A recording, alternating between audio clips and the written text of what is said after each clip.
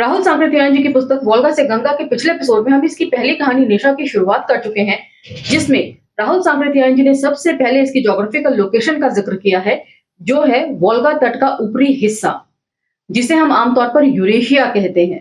वहां का वातावरण कैसा होता है, इसे एक्सप्लेन करने के बाद वे बताते हैं कि परिवार में कितने सदस्य हैं। एक दादी है और दादी के बाद जो सबसे बलिष्ठ स्त्री है वो परिवार की मुखिया है, और वो शिकार के लिए गई है पूरे परिवार के मजबूत लोगों को अपने साथ लेकर। और किस तरीके से वे 3 भालुओं का शिकार करते हुए जब वापस लौट रहे होते हैं तो रास्ते में उनकी मुठभेड़ जो है वो भेड़ियों से हो जाती है, और यहीं पर हमने अपना एपिसोड खत्म किया था। इसे हम यहीं से पिक करेंगे। तो चलिए मेरे साथ। जय भीम, मैं शालिनी और आप देख रहे हैं अंबेडकर नामा। 4-5 लाइन पीछे से लूंगी ताकि एपिसोड की कंटिन्यूटी पिछले एपिसोड से बनी रहे। चलिए। अभी घर गुहा दूर थी, जबकि खुली जगह में एक जगह माँ एकाएक खड़ी हो कान लगाकर कुछ सुनने लगी। सब लोग चुपचाप खड़े हो गए। षोडशी ने 26 तरुण के पास आकर कहा, गुरु गुरु व्रक व्रक। विद इन ब्रैकेट भेड़िए। माँ ने भी ऊपर नीचे सिर हिलाते हुए कहा, गुरु गुरु व्रक, बहुत व्रक बहुत व्रक। फिर उत्तेजनापूर्ण स्वर में कहा, तैयार। शिकार जमीन पर रख दिया गया और सब अपने अपने हथियारों को संभाले एक दूसरे से पीछे सटाकर चारों ओर मुंह किए हुए खड़े हो गए। बात की बात में 7-8 भेड़ियों के झुंड की लपलपाती जीभें दिखाई देने लगी और वे घुर्राते हुए पास आ उनके चारों ओर चक्कर काटने लगे। मानवों के हाथ में लकड़ी के भाले और पाषाण परशु देखकर वे हमला करने से हिचकिचा रहे थे। इसी समय लड़के ने, जो घेरे के बीच में था, जो सबसे छोटा लड़का था 14 साल का, अपने डंडे में बंधी एक लकड़ी निकालकर कमर से बंधी चमड़े की पतली रस्सी को चढ़ा कमान तैयार कर ली। फिर न जाने कहां से छिपाए हुए तीक्ष्ण पाषाण फल वाले बाण को निकाल 24 पुरुष के हाथ में थमा उसे भीतर कर खुद उसकी जगह पर आकर खड़ा हो गया। तो मतलब किस तरीके से टीम वर्क में लोग काम कर रहे हैं उसे एक्सप्लेन किया है। 24 पुरुष ने प्रत्यंचा को और कसा, फिर तान कर टंकार के साथ बाण छोड़ एक भेड़िए की कोख में मारा।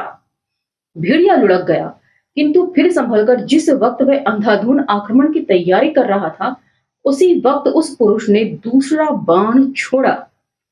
अब की भेड़िए को घाव करारा लगा था। उसे निश्चल देख दूसरे भेड़िए उसके पास पहुंच गए। पहले उन्होंने उसके शरीर से निकलते हुए गर्म खून को चाटा, फिर वे उसे काट कर खाने लगे। मतलब झुंड में जो भेड़िया घायल हो गया वो बेकार हो गया झुंड के लिए, इसलिए सारे भेड़िए जो हैं उसको खाकर अपनी भूख मिटा रहे हैं। उन्हें खाने में व्यस्त देख फिर लोगों ने शिकार उठाया और सतर्कता के साथ दौड़ते हुए आगे बढ़ना शुरू किया। अब की बार माँ सबसे पीछे थी और बीच बीच में घूम घूम कर देखती जाती थी। माँ यानी कि इस कहानी का मेन कैरेक्टर निशा, जो पूरे ग्रुप की लीडर भी है। आज बर्फ नहीं पड़ी थी, इसलिए उनके पैरों के चिन्ह चांदनी रात में रास्ते को अच्छी तरह बतला सकते थे। गुहा आध मील से कम की दूरी पर रह गई होगी कि भेड़ियों का झुंड फिर पहुंच गया। उन्होंने शिकार को फिर जमीन पर रख हथियारों को संभाला। अब की धनुर्धर ने कई बाण चलाए, किंतु वह क्षण भर भी एक जगह न ठहरने वाले भेड़ियों का कुछ न बिगाड़ सका। इतनी ही देर में पैंतरेबाजी के बाद 4 भेड़िए एक षोडशी तरुणी के ऊपर टूट पड़े। बगल में खड़ी मां ने अपना भाला एक भेड़िए के पेट में घुसा जमीन पर पलट दिया, किंतु बाकी 3 ने षोडशी की जांघ में चोट कर गिरा दिया और बात की बात में उसका पेट चीरकर अतड़ियां बाहर निकाल दी। जिस वक्त सबका ध्यान षोडशी को बचाने में लगा था, उसी वक्त दूसरे 3 ने पीछे से खाली पांव 24 पुरुष पर हमला कर दिया और बचाव का मौका जरा भी दिए बिना जमीन पर पटक कर उसकी भी लाद फाड़ दी। जब तक लोग उधर ध्यान दें, तब तक षोडशी को वह 25 हाथ दूर घसीट ले गए थे। मतलब 7-8 भेड़ियों के झुंड ने 2 लोगों को जख्मी कर दिया था, जिसमें एक 16 साल की स्त्री थी और एक 24 साल का पुरुष था। मां ने देखा 24वां पुरुष अधमरे भेड़िए के पास दम तोड़ रहा है। अधमरे भेड़िए के मुंह में किसी ने डंडा डाल दिया, किसी ने उसके अगले दोनों पैर पकड़ लिए, फिर बाकी ने मुंह लगाकर भेड़िए के बहते हुए गरम गरम नमकीन खून को पिया, जैसे हम लोग एनर्जी लेने के लिए एनर्जी ड्रिंक पीते हैं। ये उस समय की कहानियां हैं जब मानव सभ्यता जो थी वो बिल्कुल इनिशियल स्टेज पर थी और इंसान और जानवर के बीच बहुत ज्यादा फर्क नहीं था। माँ ने गले की नाड़ी काटकर उसके काम को और आसान बना दिया। यह सब काम चंद मिनटों में हुआ था। लोग जानते थे षोडशी की तुक्का बोटी कर चुकने के बाद ही भेड़िए हम पर आक्रमण करेंगे। उन्होंने मृत प्राय 24 पुरुष को वहीं छोड़ 3 भालू और मरे भेड़िए को उठाकर दौड़ना शुरू किया और वे सही सलामत गुहा में पहुंच गए। आग धाएं धाएं जल रही थी, जिसकी लाल रोशनी में सभी बच्चे तथा दोनों तरुणियां सो रही थीं। दादी ने आहट पाते ही कांपती किंतु गंभीर आवाज में कहा, निशा आ गई। हाँ कहकर मां ने पहले हथियारों को एक ओर रख दिया, फिर वे चमड़े की पोशाक खोल दिगंबर ही बन गई, मतलब पूर्णतः नग्न हो गई। शिकार को रख उसी तरह बाकी सबने भी चर्म परिधान को हटा आग के सुखमय उष्ण स्पर्श को रोम रोम में व्याप्त होने दिया। अब सारा सोया परिवार जाग उठा था। एक मामूली आहट पर जाग जाने के ये लोग बालपन से ही आदी होते थे। बहुत संभाल कर खर्च करते हुए मां ने परिवार का अब तक निर्वाह कराया था। हिरण, खरगोश, गाय, भेड़, बकरी, घोड़े का शिकार जाड़ा शुरू होने से पहले ही बंद हो जाते हैं, क्योंकि उसी वक्त वे दक्षिण के गर्म प्रदेश की ओर निकल जाते हैं। मां के परिवार को भी कुछ और दक्षिण जाना चाहिए था, किंतु षोडशी उसी वक्त बीमार पड़ गई। अब जरा इसके आगे की लाइन ध्यान से सुनिए। उस समय के मानव धर्म के अनुसार परिवार की स्वामिनी मां का कर्तव्य था कि एक के लिए सारे परिवार की जान को खतरे में न डाले, किंतु मां के दिल ने कमजोरी दिखलाई। आज उन्हें एक छोड़ दो को खोना पड़ा। मतलब उस समय भी यही रूल अप्लाई होता था कि सर्वाइवल द फिटेस्ट। यदि कोई एक बीमार है, आगे चल नहीं सकता, तो उसकी वजह से पूरा परिवार खतरे में नहीं होना चाहिए, उसको मरने के लिए वहीं छोड़ देना चाहिए और बाकी को मूव ऑन कर जाना चाहिए। अभी शिकारों के लौटने में 2 महीने हैं। इस बीच में देखें और कितनों को देना होता है। 3 भालू और 1 भेड़िए में तो उनका जाड़ा नहीं कट सकता। बच्चे बड़े खुश थे, बेचारे खाली पेट लेटे हुए थे। मां ने पहले उन्हें भेड़िए की कलेजी काट काट कर दी। लड़के हप हप कर खा रहे थे। चमड़े को बिना नुकसान पहुंचाए उतारा। चमड़े का बड़ा काम है। मांस काटकर जब दिया जाने लगा, बहुत भूखों ने तो कुछ कच्चा ही खाया। फिर सबने आग के अंगार पर भून भून कर खाना शुरू किया। अपने भुने टुकड़ों में से एक गाल काटने के लिए मां की सभी खुशामद कर रहे थे। मां ने कहा, बस आज पेट भर खाओ, कल से इतना नहीं मिलेगा। मां उठकर गुहा के एक कोने में गई। गुहा मतलब गुफा। वहां से चमड़े की फूली हुई झिल्ली को लाकर कहा, बस यही मधुसुरा है, आज पियो, नाचो और क्रीड़ा करो। मतलब शराब। छोटों को झिल्ली से घूंट घूंट कर पीने को मिला, बड़ों को ज्यादा ज्यादा। नशा चढ़ गया, आंखें लाल हो गईं। फिर हंसी का ठहाका शुरू हुआ। किसी ने गाना गाया, बड़े पुरुष ने लकड़ी बजानी शुरू की। लोग नाचने लगे। आज वस्तुतः आनंद की रात थी। मां का राज्य था, किंतु वह अन्याय और असमानता का राज्य नहीं था। अब इसकी कई तरीके से इंटरप्रिटेशंस की जा सकती हैं। क्या पिता का राज्य अन्याय भरा होता है? कमेंट सेक्शन में बताइएगा। बूढ़ी दादी और बड़े पुरुष को छोड़कर बाकी सभी मां की संतानें थीं और बूढ़ी ही बड़ा पुरुष तथा मां बेटा बेटी थे, इसलिए वहां तेरा मेरा का प्रश्न नहीं हो सकता था। वस्तुतः तेरा मेरा का युग आने में अभी देर थी। तो पूरा फ्रॉइड का सिद्धांत है। आगे भी इसको एक्सप्लेन करेंगे राहुल सांकृत्यायन के। फ्रॉइड के सिद्धांत के अनुसार कोई किसी का मां नहीं, कोई किसी का पिता नहीं। सब भाई बहन भी जो है वो आपस में संभोग यानी कि सेक्स कर सकते हैं। तो इसीलिए सब जो है वो दादी की संतानें थी और आपस में ही भाई बहन, माँ बेटा, पिता पुत्री सब आपस में एक दूसरे से सेक्स करते थे और परिवार को आगे बढ़ाते थे।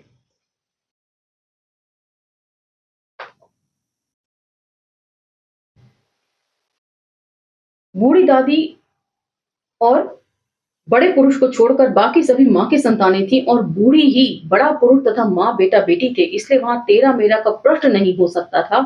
वस्तुतः तेरा मेरा का युग आने में अभी देर थी, किंतु हाँ, माँ को सभी पुरुषों पर समान और प्रथम अधिकार था। माँ यानी जो मेन कैरेक्टर है निशा, और जो पूरे परिवार की ग्रुप लीडर भी है। अपने 24वें पुत्र और पति के चले जाने से उसे अफ़सोस ना हुआ हो, ये बात नहीं है, किंतु उस समय का जीवन अतीत से अधिक वर्तमान विद्यमान की फ़िक्र करता था। माँ के 2 पति मौजूद थे, तीसरा 14 साला तैयार हो रहा था। मतलब 24 और 26 साल के और भी लड़के उनके बाकी थे, और 14 साल का जो बेटा था, वो भी कुछ समय बाद माँ का पति के रूप में तैयार हो जाता। मतलब सुनने में अटपटा लग सकता है कि माँ अपने बेटों के साथ सेक्स कर रहे।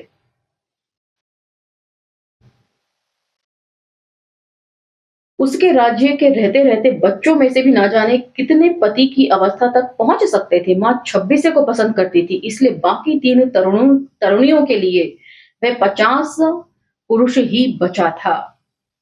मतलब एक 50 साल का पुरुष है, एक 26 का है, एक 24 का है और एक 14 साल का है। तो जो 24 साल का बेटा है, उसको माँ पसंद करती है, और बाकी की जो 3 उसकी बेटियां हैं, उन्हें अधिकार नहीं है अपने 24 साल के भाई के साथ सेक्स करने का। जाड़ा बीतते बीतते दादी एक दिन सदा के लिए सोई पड़ी मिली। बच्चों में से 3 को भेड़िए ले गए और बड़ा पुरुष बर्फ पिघलने पर उमड़ी नदी के प्रवाह में चला गया। इस प्रकार परिवार 16 की जगह 9 का रह गया। बसंत के दिन थे, चिरमृत प्रकृति में नवजीवन का संचार हो रहा था। 6 महीने से सूखे भुर्ज वृक्षों पर ठूठे पत्ते निकल रहे थे। ये तीसरा सीन है जो मैं पढ़ रही हूँ। बर्फ पिघली, धरती हरियाली से ढकती जा रही थी। हवा में वनस्पति और नई मिट्टी की भींगी भींगी मादक गंध फैल रही थी। जीवनहीन दिगंत सजीव हो रहा था। कहीं वृक्षों पर पक्षी नाना भांति के मधुर शब्द सुना रहे थे, कहीं झिल्ली अनवरत शोर मचा रही थी, कहीं हिम द्रवित प्रवाहों के किनारे बैठे हजारों जल पक्षी कृमि भक्षण में लगे हुए थे, कहीं कलहंस प्रणय क्रीड़ा कर रहे थे। अब इन सारे पार्वत्य वनों में कहीं झुंड के झुंड हिरन कूदते हुए चरते दिखलाई पड़ते थे, कहीं भेड़े, कहीं बकरियां, कहीं बारहसिंगे, कहीं गायें, और कहीं इनकी घात में लगे हुए चीते दुबक कर बैठे हुए थे, और कहीं भेड़िए। मतलब बसंत आने पर किस तरह खुशनुमा माहौल होता है, जगह जगह फूल खिलते हैं, उन पे मधुमक्खियां और भंवरे इटलाते हैं, और हिरणों के झुंड घास चर रहे होते हैं, उन सब चीजों का जिक्र है। जाड़े के लिए अवरुद्ध नदी के प्रवाह की भांति एक जगह रुक गए मानव परिवार भी अब प्रवासित होने लगे थे, मतलब लौट कर आने लगे थे। अपने हथियारों, अपने चमड़ों तथा अपने बच्चों को लादे, गृह अग्नि को संभाले, अब वे खुली जगहों में जा रहे थे। दिन बीतने के साथ पशु वनवासियों की भांति उनके भी शुष्क चर्म के नीचे मांस और चर्बी के मोटे स्तर जमते जा रहे थे। कभी उनके लंबे केश वाले बड़े बड़े कुत्ते भेड़ या बकरी पकड़ते, कभी वे स्वयं जान, बाण या लकड़ी के भाले से किसी जंतु को मारते। नदियों में भी मछलियां थी, और इस वोल्गा के ऊपरी भाग के निवासियों के जाल आजकल कभी खाली बाहर नहीं आते थे। रात में अब भी सर्दी थी, किंतु दिन गर्म था, और निशा परिवार विद इन ब्रैकेट माँ का नाम निशा आजकल कई दूसरे परिवारों के साथ वोल्गा के तट पर पड़ा हुआ था। निशा की भांति ही दूसरे परिवारों पर भी उनकी माताओं का शासन था, पिता का नहीं। वस्तुतः वहां किसका कौन पिता है, यह बतलाना असंभव था। जैसा कि थोड़ी देर पहले मैंने बताया कि फ्रॉइड के सिद्धांत के हिसाब से जो है मानव सिविलाइजेशन चलती थी। निशा को 8 पुत्रियां और 6 पुत्र पैदा हुए, जिनमें 4 लड़कियां और 3 पुत्र अब भी उसकी 55 वर्ष की अवस्था में मौजूद हैं। इनके निशा संतान होने में संदेह नहीं, क्योंकि इनके लिए प्रसव का साक्ष्य मौजूद है, किंतु उनका बाप कौन है, इसे बताना संभव नहीं है। निशा के पहले जब उसकी माँ बूढ़ी दादी का राज्य था, तब बूढ़ी दादी उस वक्त प्रौढ़ा के कितने ही भाई पति, कितने ही पुत्र पति थे, जिन्होंने कितनी ही बार निशा के साथ नाच कर गाकर उसके प्रेम का पात्र बनने की सफलता पाई थी, फिर स्वयं रानी बन जाने पर निशा की निरंतर बदलती प्रेमाकांक्षा को उसके भाई या सयाने पुत्र ठुकराने की हिम्मत नहीं रखते थे। मतलब जो ग्रुप लीडर होती थी वो सिलेक्ट करती थी कि उसे किसके साथ सेक्स करना है, और ग्रुप की दूसरी महिलाएं जो हैं वो किसके साथ सेक्स करने के लिए अलाउड हैं। ये सारी बातें हैं। और पिता जो है वो आपका पति भी है, और निशा के जो बेटे हैं वो उसके बेटे भी हैं, पति भी हैं, आगे आने वाले पुत्र भी उसके पति और बेटे हैं। इसलिए निशा की जीवित 7 संतानों में किसका कौन बाप है ये कहना असंभव है। निशा के परिवार में आज वही सबसे बड़ी बूढ़ी और प्रभुताशालिनी भी है। यद्यपि ये प्रभुता देर तक रहने वाली नहीं है, वर्ष तो वर्ष में वे स्वयं बूढ़ी दादी बनने वाली है, और तब से बलिष्ठ निशा पुत्री लेखा का राज्य होने वाला है। उस वक्त लेखा की बहनों का उससे झगड़ा जरूर होगा। जहां हर साल परिवार के कुछ आदमियों को भेड़ी या चीते के जबड़ों, भालू के पंजों, बैल के सींगों, वोल्गा की बाड़ों की भेंट चढ़ना है, वहां परिवार को श्रीण होने से बचाना हर रानी माता का कर्तव्य है। तो भी ऐसा होता आया है, लेखा की बहनों में से 1 या 2 अवश्य स्वतंत्र परिवार कायम रखने में समर्थ होंगी। मतलब अपने ग्रुप से बाहर होकर अपना एक इंडिपेंडेंट फैमिली डेवलप करना। ये परिवार वृद्धि तभी रुकती यदि अनेक वीर्य के एक क्षेत्र होने की भांति अनेक रज का भी एक वीर्य क्षेत्र होता। मतलब सिंगल पार्टनर यदि होते तब परिवार की वृद्धि रुक सकती थी। परिवार की स्वामिनी निशा अपनी पुत्री लेखा को शिकार में बहुत सफल देखती है। अब देखिए माँ किस तरीके से अपनी बेटी से जलन करती है, और बेटी भी किस तरीके से चाहती है कि उसकी माँ जो है वो रास्ते का कांटा है उसका, और उसको हटा देने की नियत रखती है। वह पहाड़ियों पर हिरणों के भांति चढ़ जाती है। उस दिन एक चट्टान पर बहुत ऊंचे ऐसी जगह पर बड़ा मधु छत्र दिखाई दिया जहां रीछ विद इन ब्रैकेट मध्यवध भी उसे खा नहीं सकता था। मतलब माना जाता है कि रीछ या भालू जो है वो शहद बड़े चाव से खाते हैं। लेकिन लेखा ने लट्ठे पर लट्ठे बांध फिर छिपकली की भांति सरकते रात को उसने मशाल से छत्ते की विषैली बड़ी बड़ी मधुमक्खियों को जलाकर उसमें छेद कर दिया। नीचे के चमड़े के कुप्पे में 30 सेर से कम मधु नहीं गिरा होगा। लेखा के साहस की तारीफ सारा निशा परिवार ही नहीं, पड़ोसी परिवार भी कर रहा था। किंतु निशा उससे संतुष्ट नहीं थी। वे देख रही थी तरुण निशा पुत्र जितना लेखा के इशारे पर नाचने के लिए तैयार है, उतना उसकी प्रार्थना को सुनना नहीं चाहते। यद्यपि वे सभी निशा की खुल्लम खुल्ला अवज्ञा करने का साहस नहीं रखते। मतलब जो बेटे हैं वो अपनी मां निशा यदि उनके साथ सेक्स करने की इच्छा रखती है तो उसको अवॉइड नहीं कर सकते। निशा कितने ही दिनों से कोई रास्ता सोच रही थी। कभी उसे ख्याल होता लेखा को सोते में गला दबाकर मार दे, किंतु वह यह भी जानती है कि लेखा उससे अधिक बलिष्ठ है। वह अकेली उसका कुछ नहीं बिगाड़ सकती। यदि वह दूसरे की सहायता लेना चाहे तो क्यों कोई उसकी सहायता करेगा। मतलब वो बूढ़ी हो रही है और बहन जो है वो ज्यादा यंग है, तो जो उसके यंग बच्चे हैं या जवान भाई हैं वो जाहिर सी बात है जवान औरत की तरफ ज्यादा आकर्षित होंगे बूढ़ी औरत की बजाय। परिवार के सभी पुरुष लेखा के प्रणय पात्र कृपा पात्र बनना चाहते थे। निशा की पुत्रियां भी मां का हाथ बटाने के लिए तैयार न थी। वे लेखा से डरती थीं। वे जानती थी कि असफल होने पर लेखा बुरी तरह से उनके प्राण लेगी। मतलब एक परिवार में किस तरह की पॉलिटिक्स चलती है, जो परिवार है उसकी कमान संभालने के लिए यदि कोई बात ना माने तो उसको रास्ते का कांटा समझकर मारकर अलग कर दिया जाता था। निशा एकांत में बैठी कुछ सोच रही थी। एकाएक उसका चेहरा खिल उठा। उसे लेखा को परास्त करने की कोई युक्ति सूझ पड़ी। पहर भर दिन चढ़ाया था। सारे परिवार अपने चमड़े के तंबुओं के पीछे नंगे लेटे या बैठे धूप ले रहे थे, किंतु निशा तंबू के सामने बैठी थी। उसके पास लेखा का 3 वर्ष का पुत्र खेल रहा था। निशा के हाथ में दोने में लाल लाल स्ट्रॉबेरी के फल थे। वोल्गा की धारा पास ही बह रही थी और निशा के सामने सीधे खड़े अरार तक ढालू जमीन थी। निशा ने एक फल लुढ़काया, लड़का दौड़ा और उसे पकड़कर खा गया। फिर दूसरे को लुढ़काया, उसे थोड़ा और आगे जाने पर वह पकड़ पाया।